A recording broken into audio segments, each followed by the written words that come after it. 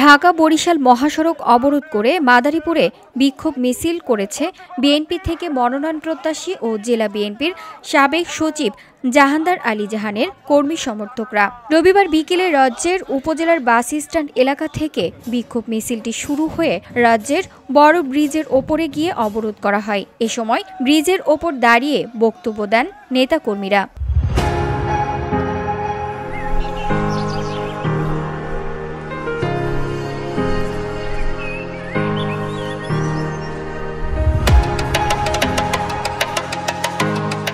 মিছিলের শুরু থেকেই কর্মী সমর্থকদের মাঝে উত্তেজনা ও ক্ষোভ লক্ষ্য করা যায়। তারা মাদারীপুর ২ আসনে জাহানদার আলী জাহানের মনোনয়ন চাই, দলীয় ত্যাগীদের সম্মান নিশ্চিত করো, এমন নানা স্লোগান দেন।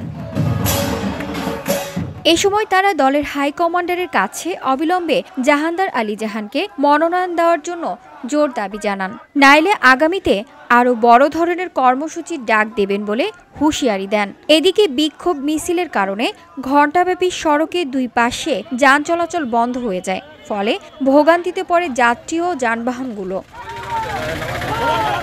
বিক্ষোভ মিছিলে প্রধান বক্তা হিসেবে বক্তব্য রাখেন মনোনয়ন প্রত্যাশী জাহানদার আলী জাহান। এ সময় তিনি বলেন, দীর্ঘ ১৭ বছর ধরে জুলুম, নির্যাতন সহ মামলা ও হামলার শিকার হয়েছি। তাহলে আমাকে মনোনয়ন দেওয়া নিয়ে কেন এত গড়িমসি হচ্ছে? কোনো ষড়যন্ত্র হচ্ছে না তো? যদি কোনো ষড়যন্ত্র হয় তাহলে কোনো ছাড় দেওয়া হবে না বলে হুঁশিয়ারি দেন তিনি।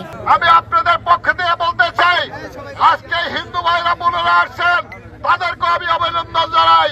মানুষ বলতেন, আওয়ামী লীগ বলতেন হিন্দু মানেই নৌকা, হিন্দু মানেই আওয়ামী লীগ।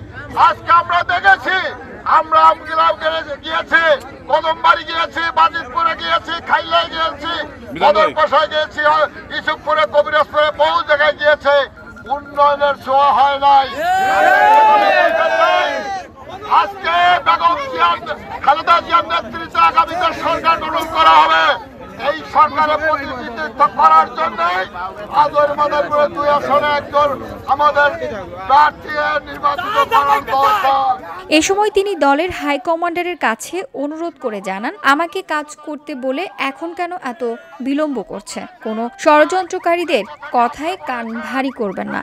আপনারা নিজেরা খোঁজ নিয়ে জানুন মাদারীপুর ২ আসনে কার জনপ্রিয়তা বেশি, তারপর মনোনয়ন দিন। বিক্ষোভ মিছিলে জেলা বিএনপির অন্যান্য নেতৃবৃন্দ সহ ছাত্রদল, যুবদল, স্বেচ্ছাসেবক দল ও অঙ্গ সহযোগী সংগঠনের নেতাকর্মীরা উপস্থিত ছিলেন। VOD Bangla news desk.